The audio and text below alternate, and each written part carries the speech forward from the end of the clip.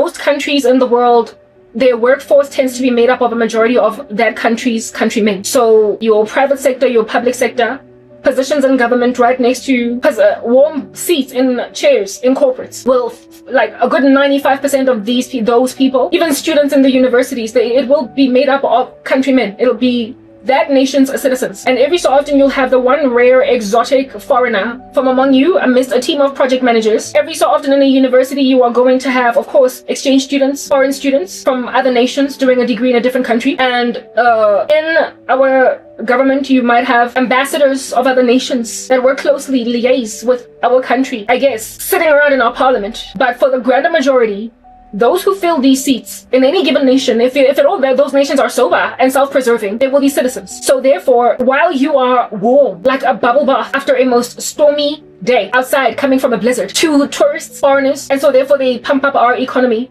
when they do come. When you do not cater to those people in your universities, the majority of the students in your universities, and put them as those warm bodies in chairs in corporate South Africa, when you sabotage their career growth, and when upon getting jobs in these corporates or wherever it is that they might find work, and you don't take care of them, and you also sabotage the living daylights out of them in those jobs, and when there is nothing but corruption going on in the public sector, filling up government chairs, your country will fall apart whether or not tourists think that it's a warm space. Everybody here is so fresh. It's the rainbow nation, so it's so diverse and everyone is kind. You will barely endure a racist incident in South Africa, except a lot of people say that you will barely endure any racism as a South African in South Africa because of the level of diversity. Foreigners coming from outside in, you have to talk to them first at the macro to learn that, oh, they're from Russia, oh, they're from China, oh, they're from Spain, oh, they're from Colombia. Because if they don't talk and say, I don't understand what you're saying, and speak to you in Spanish, you will think that they're South African, because there's no telling foreigners apart in this country the way that we're so diverse, other than from them talking. Other than them being like the guy from Mind Your Language, responding to you with por favor, you're not gonna know that they're from Spain. And because of that,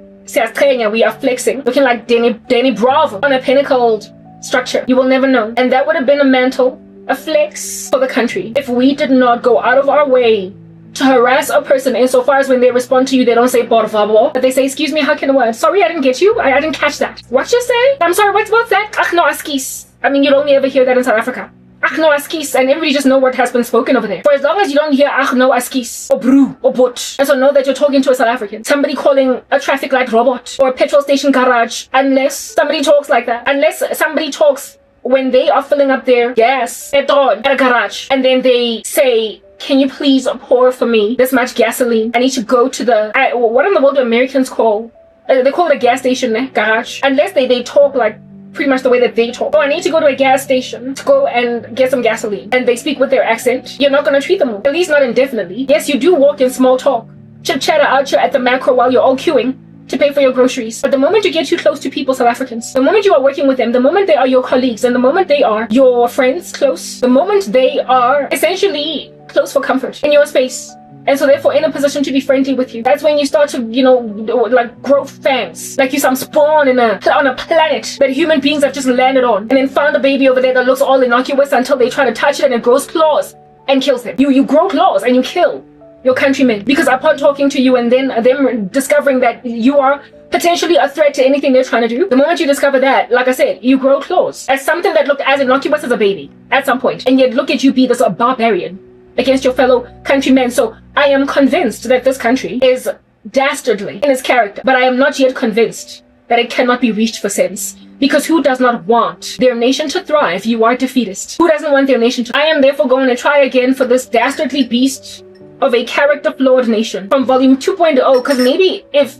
one of your own citizens that you disenfranchised, South Africans, when she's only able to thrive and speak to you again, try on you again, defibrillate you again, administer medication on your dying body again, if at all she does this with success from another country, then it says that, listen, even for Jesus Christ to reach you and touch you and warm your hypothermic body, he has to send his child like a slingshot back to another country, and then from there press record and say, okay, South Africa, let's do this again, let's try again, let's revisit this discourse, this conversational departure again. Let's engage in it again. Let us talk again. Now that I have been swung like a slingshot or a cannon to another country, a cannonball to another country. Now that like a cannonball I have landed in a different territorial region. Are you still not going to listen to me? Are you gonna prove to me that as flawed in character as you are, you also are content in that disposition? Are you gonna tell me that you're content being that thing? In which case, then I tried. I guess I'm gonna have to look now from within this country at the people in this country. I guess I'm gonna have to try now with people whose language I don't speak, and so it's gonna take me a cool 4 years to finally become fluent in their language, and only then, maybe I can get to them. Maybe I can get to them, because for as long as I'm still out here needing somebody to translate what I'm saying, it's gonna be really hard. I'm only convicted, and I'm only able to really just kind of pierce through into people because, you know, I know the ebbs and the flows of their language, and I meander around their speech with ease because I'm one of them. So I'm able to basically use analogies and all different kinds of language, metaphors, to help people who come from my region understand perfectly what I'm trying to say. I am tabling an argument on behalf of a people that will potentially get reached by it because I am speaking their language. So if you're gonna make me go and learn Korean over 4 years just to do exactly what I tried to do for South Africa, for Korea, oh my goodness, like what in the world? What a sorry day that will be. What a sight for sore eyes South Africa as a concert you then on that day will be. They still love their sorcery. It didn't matter until I had to go and learn, coming from my dialect, being a native English speaker, and so therefore far more readily able to learn Spanish or French, far more readily able to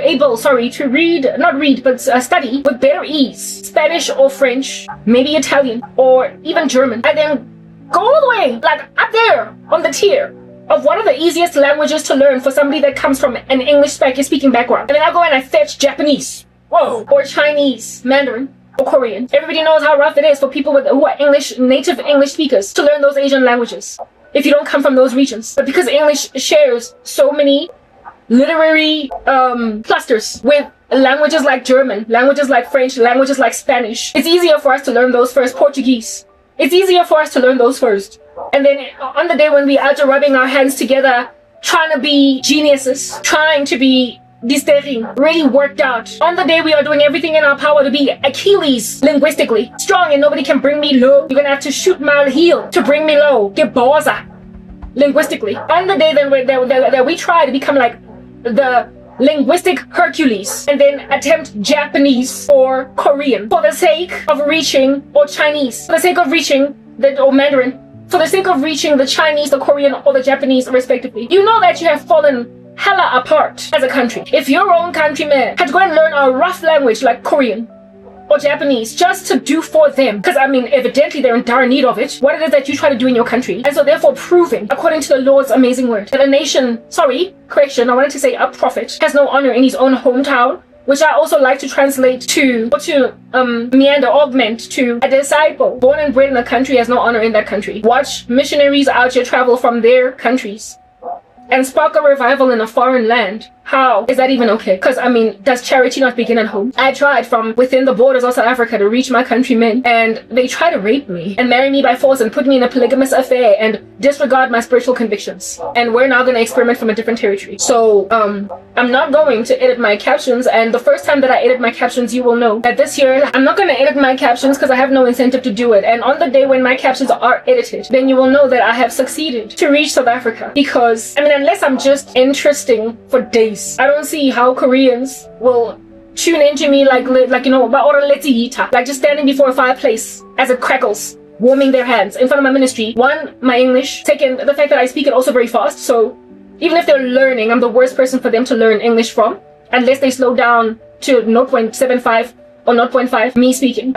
So the language is the reason why Koreans largely are not going to listen to me, even though I'm recording from their country. And secondly, who I speak for, what I speak on my tongue, is not so much in as it regards affairs in Korea, or the state of the nation that is Korea, spiritual state of the nation that is Korea. I'm still speaking about the state of South Africa from another country. I mean, can a person care so much for a nation? I guess it's because my own family members are still here, and former friends, like these gnarly beasts that betrayed me, saboteurs, they're still here. So I mean, am I gonna just let go of all these funerals where you're all gonna be attending in the next coming years, of everybody just plunging into the flames of hell from my own country? Am I just gonna lay back, almost like I'm reclining in a chair, sipping a cocktail, content with all of your condemnation? I guess not. For as long as I am in the interim phase of studying another language, I will still be speaking to South Africa. But when I finally reach fluency in another language, and that's gonna take years, unless of course, you know, Holy Spirit be like, it's giving tongues, it's giving upper room, it's giving spirit, it's giving tongues of fire in the upper room. All of a sudden I'm out just speaking a language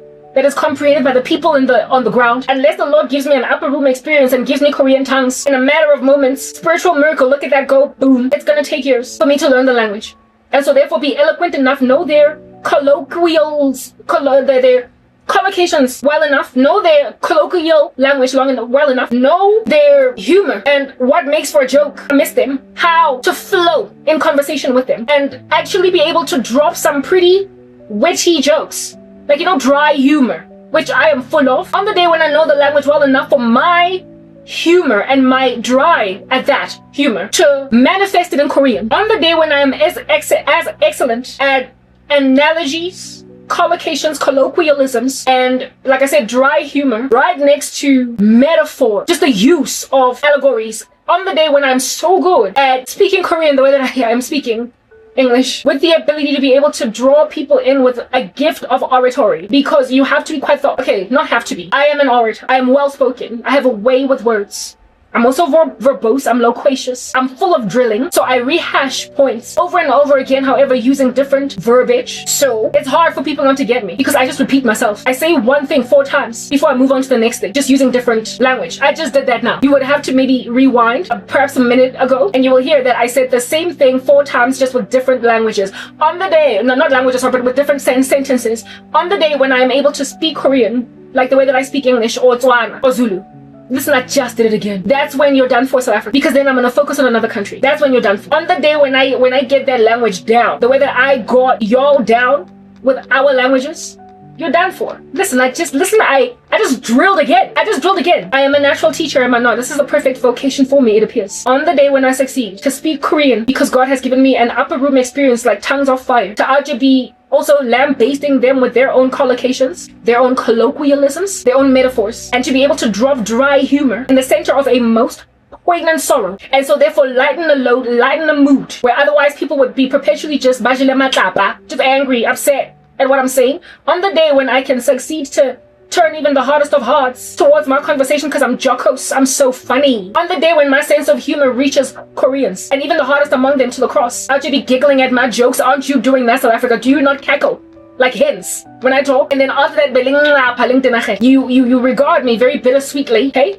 You regard me very bittersweetly. You love me, but you don't. You feel as if though my religion is too much. If only I wasn't so religious, I would make for a really great comedian. You've got ideas as to who I ought rather be, as opposed to a servant of God, and that is only because I'm just so easy to love. And yet so hard. I am so easy to love, and yet I'm also so difficult to love. And so therefore you're having a rough time figuring out what in the world you want to do with me. On the day when I can succeed to get that out of Koreans, we'll see if at all. No, not if at all. The Bible is definitely true, but it'll just verify a sad truth. That a nation's disciple has no honor in that particular nation. So we're trying again, right? Volume 2.0. Look at us start a car again. Vroom. If this vehicle moves from Korea, congratulations, Africa, I reached you. But if you're still stubborn, cold as ice, with me talking to you still from another country, my darlings, that which is what I fear is true. First, the notion that you were dastardly will have been proven over the 12 years that you kept me in an ice cold refrigerator. But now I've also proven that it appears that this here faith that comes by hearing, and this here hearing that comes by the word of God, is altogether moot in South Africa, because you can't get to them. They're not a valley of dry bones. Even when I prophesied to it, it doesn't live, because they have not ears to hear, neither do have they eyes to see. It appears. Volume 2.0 Razamake.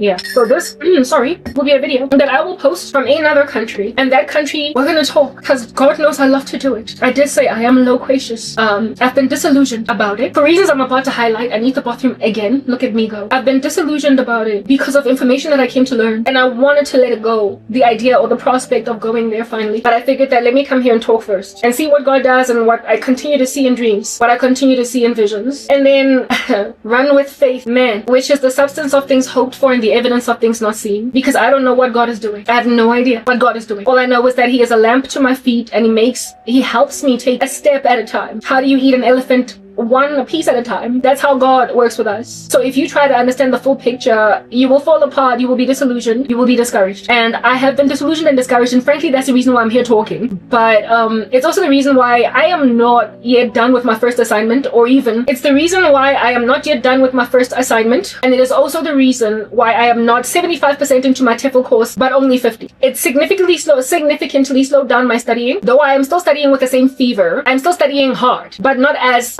the quality is still there, but not the quantity is what I'm getting at. I'm not covering as much as I used to, just out of sheer excitement. Now I'm studying slothfully, as in slowly. There are two characteristics of a sloth. It looks really lazy, but it also is just crazy slow. I am now honing in on the character of a sloth that is slowness as opposed to slothfulness, as in laziness. I'm not lazy. I'm not indolent. I am slow in progressing with the course because of discouragement. And I figured that if I come here and I talk, the Spirit of God is going to speak to me, and He will then let me know what I need to say, and by the end of this conversation I will have a well-rounded understanding as to what I need to do. So it's a two-way exchange, this, where it is that I am here to share what God is doing with you, but also with me. So I guess buckle your seatbelts, wear them, my darlings, that we might engage on this conversation, and hopefully everybody at the end of it will have an answer for some questions they might have, amidst the everybody of which is of course me. I am a little bit confused, so I look forward, God willing, and my prayer is that He is, why wouldn't He be, to editing my captions, because then that says that I either got to South Africans or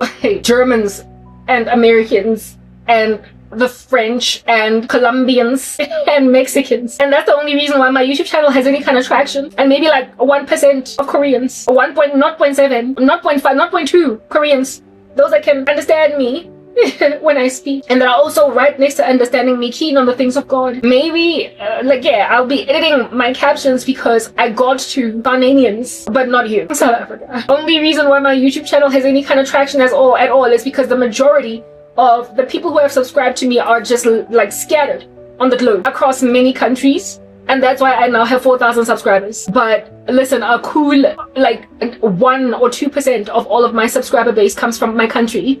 When I was gunning for them, that's when I will start to basically smell the coffee and see, but South Africa, you will be given as much time as it takes for me to grow fluent in the country that I'm staying in, for me to focus my energies on that country. That's how much time you have. It could be years, 2, 3, or it could be months, because I'm literally in the upper room, and God has seen it fit that to basically so judge you as a country, South Africa, that He decided to give me tongues of fire and just super rapid super rapid aptitude and acquisition, therefore, of the language of the country that I'm in. It is possible, because God knows that I've wasted a good 12 years on this country. So to wait 4 years to be a servant in another land, God might not wait those 4 years just for the sake of showing South Africa that once Karabo was in a different country, I gave you 8 months and you wouldn't bosh. So from the 8-month mark, her snail-paced growth with the language that she's now newly trying to acquire, I expedited it tenfold, and over the next 3 months she became fluent. I gave you the snail-paced growth of Karabo's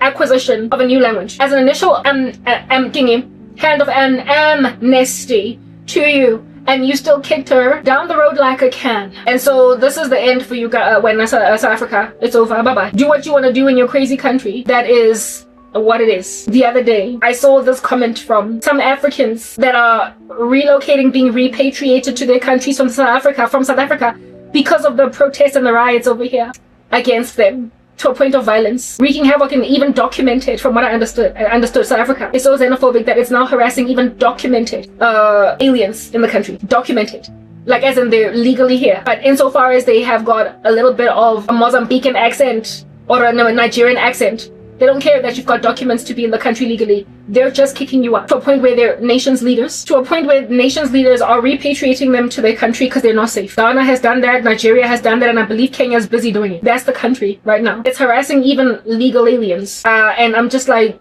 listen, there is a gangrene spreading in this country. And one guy from Maputo was like, South Africa better not need Africa again. That was his YouTube channel. The name of his YouTube channel title was South Africa better not need Africa again. You know, when you cut the hand that feeds you, or you know the saying in black culture that dankia mutumunso, thank you from a black person. Dankia mutumunso is a South African Tswana like colloquial term, or rather let's say it's native. Not so, I can't say that it is slang, but it's a metaphor. It's an idiom. It's more of an idiom. Listen, I'm doing a TEFL course, so I'm actually just roaming these terms around in my head.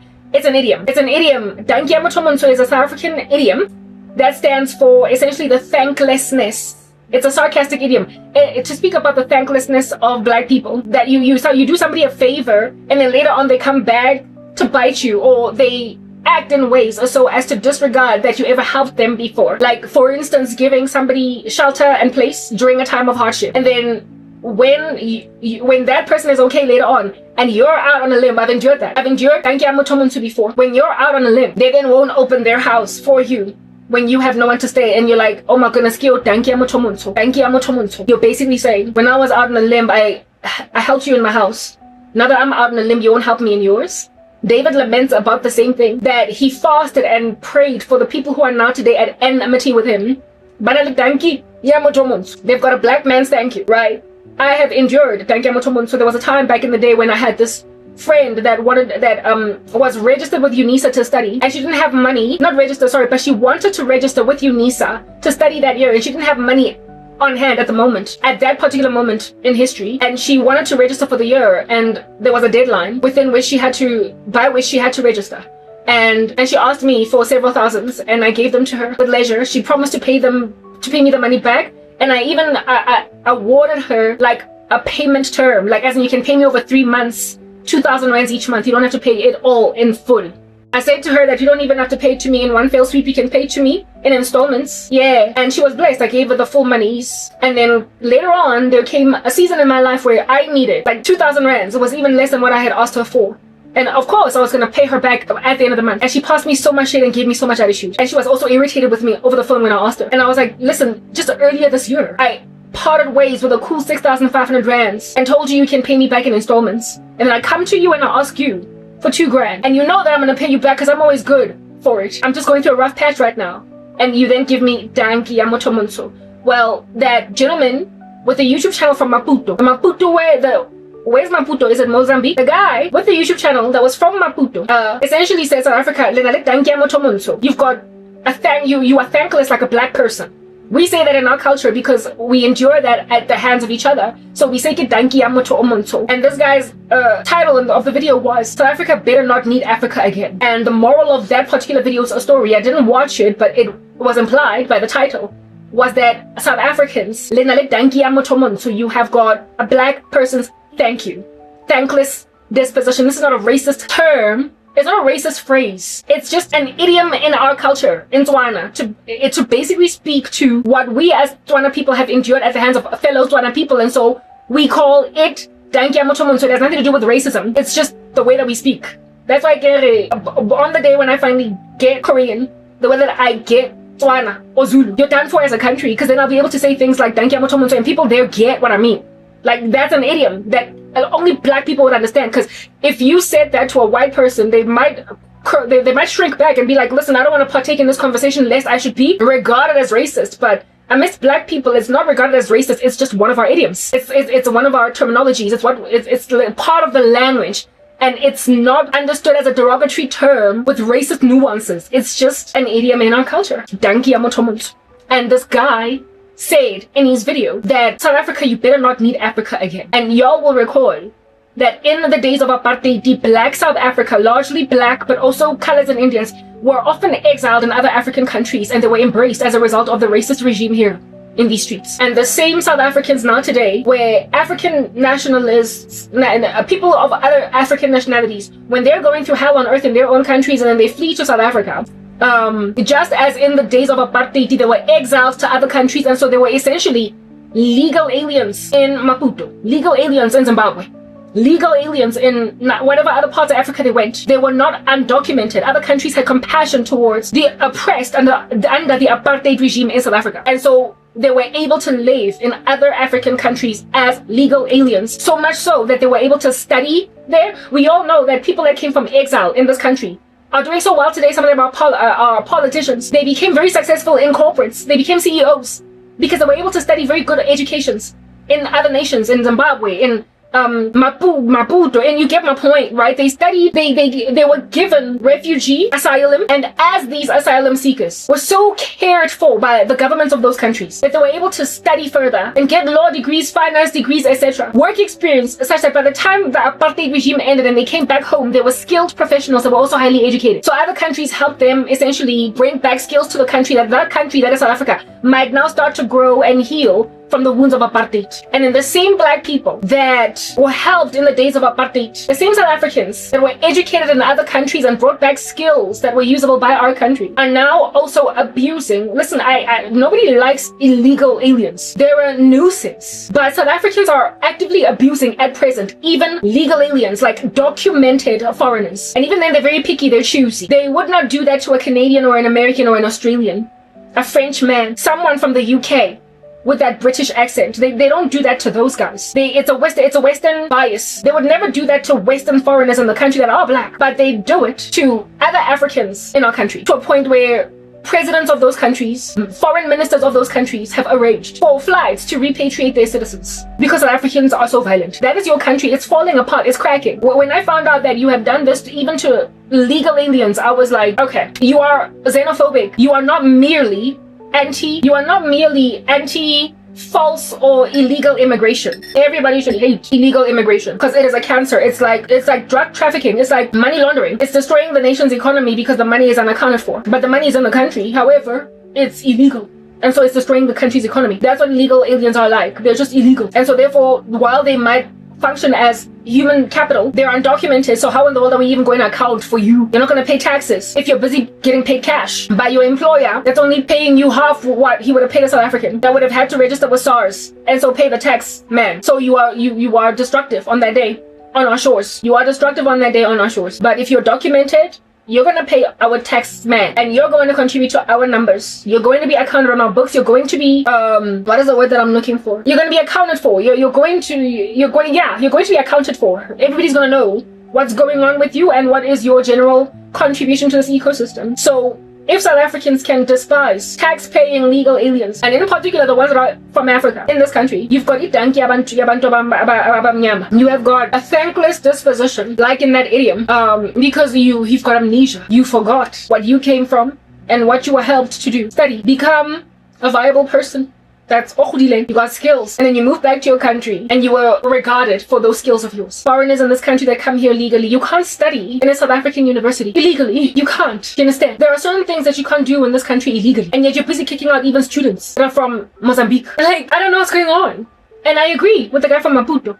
I'm ashamed to be South African right now, that this is going on. I'm ashamed that they're throwing out babies with bathwaters and everything, just as they threw me out with all that bathwater. I'm ashamed.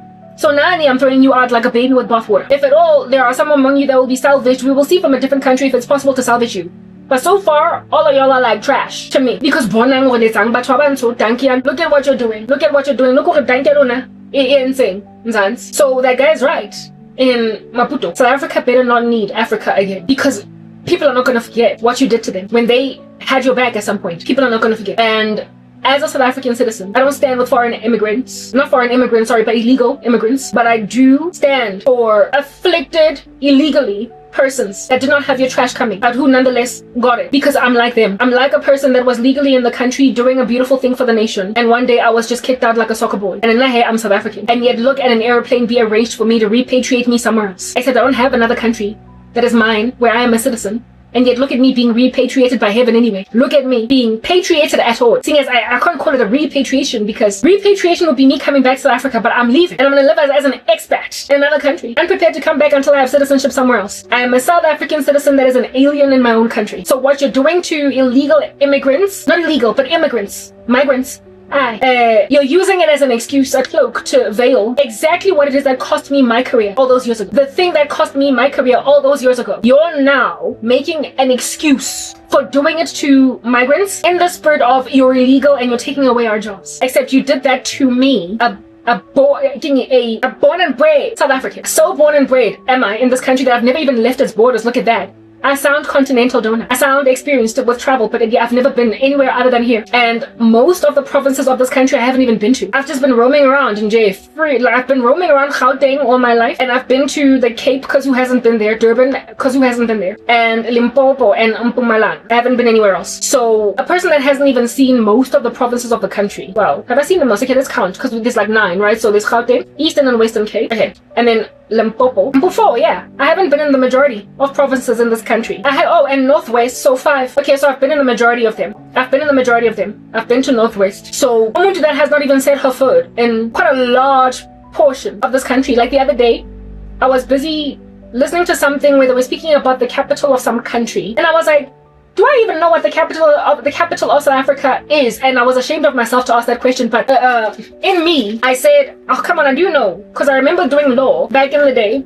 And, sorry, Okay, that's gonna keep happening. I remember doing law, like blowing my nose. Apparently that's like really gross in South Korea, but listen, it's my ministry. I get to do what I want to do. And I knew that it was Pretoria. Back then they said only Pretoria. So I was like, but in my spirit I was like, why would Pretoria be the capital of South Africa? I just feel as though Johannesburg should be, because everybody in Johannesburg thinks they're the most important person in the country.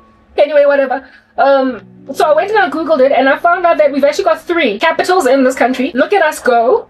And they all have to do with the 3 legs of government: the judiciary, the legislature, and the executive. And the executive capital of South Africa is Pretoria, because that's where our president lives, and that's where the union buildings are at, where parliament is. And then the legislative capital of the country, I came to learn, is Bloemfontein.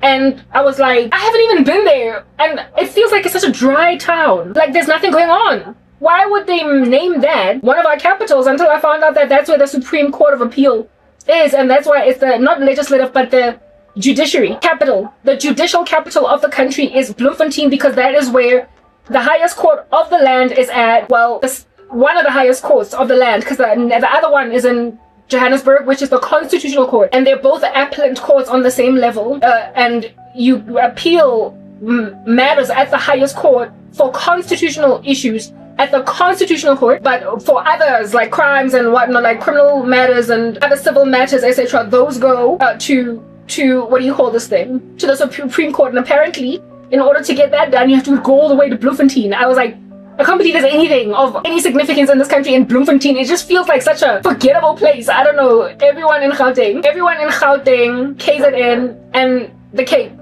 in this country think that nothing else matters in the land. So it was just very baffling for me that Bloemfontein was named as one of our capitals. Anyway, whatever. That was the judicial one, and then the legislative one was Cape Town. And what was the reason why Cape Town is our legislative capital? I have no idea. What's there? What government significant monument is there okay, there is a significant listen, I've got Wi-Fi in here. I don't even know why. I'm running around trying to not get that. I'm sorry, I really want to get this. What is the reason? Sorry. Okay. I found out that Cape Town is the legislative capital, Cape Town, because that's where the National Assembly is at, and it's the seat of Parliament, where the National Assembly and the National Council of Provinces convene. So yeah, that was Cape Town. So I was like, oh, we've got 3 capitals. Look at that go. All right. And I was mildly impressed, except it's very tough to impress me in this country. Anyway, whatever. And I remember just thinking, herein lies this country with these 3 capitals. Yeah, herein lies this woman that hasn't even been to one of the capital cities of the country. Mara, the way that I'm so untraveled, the way that I've been restricted to just this general geographical location that I was born in, someone that has not even been there has to now leave the country in order to get to people that are the only ones she's ever seen all her life. Only once. And for me, it's like, okay, South Africa, yazini, bantu basemzansi. Okay, my lips are dry. I, for the life of me, have no idea what makes you think anything of what you're doing is going to work out. But I have quite a bit on my mind that I want to just get off my chest so I can find healing. I do. But one thing that is certain is that there is a cancer spreading in this country that I've been speaking about at length. I'm repeating myself, it's not like I'm saying anything new. And it appears in order for people not to drink the water that ultimately gives them cancer, because there are so many carcinogens in it, they gotta leave the location, the region that is letting people drink that for tap water. And so end up with cancer. It's in our water, and it cost me my career. And the same excuse, South Africa, that you are presently giving for why foreigners gotta get this stepping out of the country, you can't even use it on me, who is so localized in your country that I've only ever lived in it, and I haven't even been to all of it. A person that is that South African, that incarcerated by her own borders, has been kicked out of the country for the same reasons that you're now kicking out illegal immigrants. Not illegal, immigrants, some of whom are legal. So it just speaks volumes to what's actually going on with the immigration, migration, whatever crisis in the country. It goes a lot deeper. It grooves its paws in much deeper into the soil than what leaves than what meets the eye. There is more to this than meets the eye, and sorry, I'm choking. I'm gonna speak to that. So before I go and brush my teeth, after finishing my coffee. I mean, this is still a little bit of an intro, though. I don't think I'm going to speak. I won't speak for as long as I usually speak. It's not necessary. I'm just here to give myself healing, to get stuff off my chest, so that I can just start my assignment with leisure, with peace in my heart, because I've got a barrier to assignment commencement entry. I've got a barrier to starting my assignment, and that barrier is fear and anxiety, and I conquer it this way. So once it's out of the way with this work, I'll be able to do it. I've got caveats. I've mentioned that I'm wearing app makeup. I've mentioned that I don't edit my captions, but I can't wait for the day when I'm editing them, because it says that my ministry family took off in another country. And then there's also another caveat. I tend to put a scripture of the day here that's not going anywhere, and it's aligned to whatever I'm talking about, so gaze at it. I will not, however, carry on as I used to in my old ministry with all those stickers, with all that hectic excruciating editing. There's no need. I was just doing that to prove that I can work hard, but I don't need to do that anymore. So I'm just gonna collate these in a very simplistic fashion, maybe one little sticker here and there, and that's it. And you're only gonna see this video later, though I'm recording it on the 13th of June. I'm only gonna post it once I'm officially settled and working wherever it is that I'm working. So it could be 5 months, 4 months, it could be a year, but I'm going to collate this content and bank it in my hard drives on my computer, but I'm not going to be recording as much. And I don't think it's going to be a year. I really don't, because I'm going to be done with my TEFL certificate long before then. And the opportunity for me to work, God is mobilizing a machine to get me somewhere now. So it's probably going to be only maybe in 5 months, 6. But I'm just saying a year and definitely leave leg room. It's gonna be the first time that you're gonna see this video, but I bet you that by the time you see this video, the issues that I speak about here will still be so relevant. They will still be so relevant, because my content, I've been watching my content in order to find something to heal my soul. But I realized that watching old stuff is not gonna do anything for me. And it's also very relevant still. It's like a video that I did a year ago. It's still so relevant today, because the issues are still quite prevalent today. So by the time that I share this work, it'll be months already that I've progressed, but it's going to be eerily relatable for the time. But I will be at peace, because I will be a woman that is no longer financially strangled. I will be a woman that is no longer financially strangled, and so no longer subjugated to the tyranny of monstrous men. But first we gotta get over the hurdle of where I'm going and why I have fear and anxiety. Enough for me to even do this video to reinforce what I think God is doing, because I have trust issues. Right now I've got faith issues, but we're gonna overcome those hurdles. We're gonna overcome them. Okay, we're going to overcome them. And by the time I'm done recording here, I'm gonna be feeling hopefully a lot better than I've been feeling the past 2 weeks. It's been hard. Okay, so let me go brush my teeth and then come here and basically just start to talk about this here illegal immigration problem in the country. I keep saying illegal immigration. Illegal immigration will always be a problem for any country. What I wanted to say was xenophobia. Let's just call it xenophobia, because we're not talking only here about illegal aliens in the country, but legal ones too are being abused. So let's just talk about xenophobia and how it is that it's not really xenophobia. I'm telling you now, it's not xenophobia, because if it was xenophobia, I wouldn't endure it. I belong to the country. I'm from here, so much so that I've never left. And yet the same thing that migrants, foreigners from Africa in particular, are enduring in this country, I'm enduring it. I'm enduring it. What is the problem? We're gonna talk about it. Let me go brush my teeth and all that jazz, and then start to talk. What's up? I'm back. What do you think of my afro? I got this from Temu, okay? It's a wig, of course. I've been buying wigs, and because today I'm feeling so trashy, and I'm just coming here once in whatever moon. I didn't wear jewelry, I didn't wear a hairpin, nothing. I just put on a wig just to cover my hair, and also because I just wanted to sport one of my wigs. And when it went on, I was like, oh, it's so pretty. And when I was in the bathroom mirror, I was like, oh my goodness, this afro is so great. But I just slapped it on coming here, and I didn't do many of the other elaborate things that I tend to do in my videos before recording, because this is kind of informal. I didn't even wear an outfit that makes any kind of sense. No jewelry today, well, except for that which is always on my ear, and no even jewelry in my afro. I tend to put like jewels in my hair. You will see that in the future, what I mean by that. For instance, usually I would have like a brooch, not a brooch, but a pin. I would usually put like something like that in my hair just to make it like stand out. Maybe I'll leave that one in. But today I just almost started recording because I was feeling so crappy that I just wore the wig and nothing else. But I mean, look at that. So cute, right? Maybe we'll just keep that. Yeah, we'll just keep it that way. I'm so happy with this. I'm so chuffed. It's a pity I didn't glamorize as much as I usually do, but I guess the situation calls for it. It's a moment of somberness right now that we're all engaged in. Anyway, whatever. Where was I? Look at America. Okay, let me not say look at America.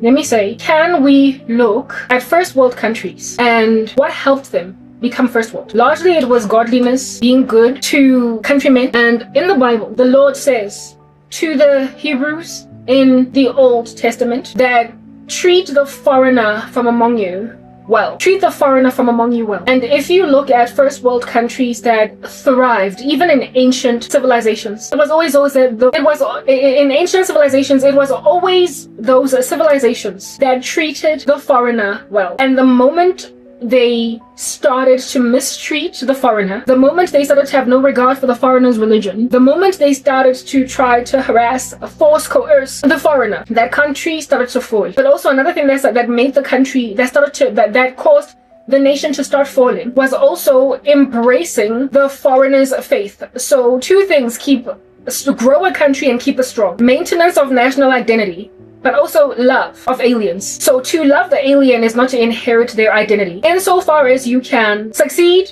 to train the alien how to respect your country, but you treat them well, your country will become huge. It'll become first world, and it'll become incomparable to other nations around. But the moment you start to harass the foreigner, you unleash for yourselves hostilities on the part of those foreigners and those foreigners' people, and so you win enemies for your country. And secondly, you lose skills from foreigners. You lose respect from foreigners, and in yourself, you start to become unattractive as a prospect for tourism to the foreigner. When you are racist or xenophobic against the foreigner, your country loses tourism, and your country loses skilled labor from respectful foreigners. Your country loses Joseph. Your country, as Egypt, loses Joseph. But when you love a foreigner that respects your country, let's look at our brother Joseph. Joseph was a foreigner, of course, a Hebrew in Egypt. He was a slave, and in his slavery, he respected the country's laws. And then when he became the prime minister of Egypt, he embraced the name that Pharaoh gave him, Zaphenath-Paneah or whatever. He embraced that name. He married an Egyptian and wore the CI of Egypt. However, he was maintained in his national identity. He was maintained as a Hebrew. He was the lover of God. He was a Hebrew of Hebrews. He never let that go, but he also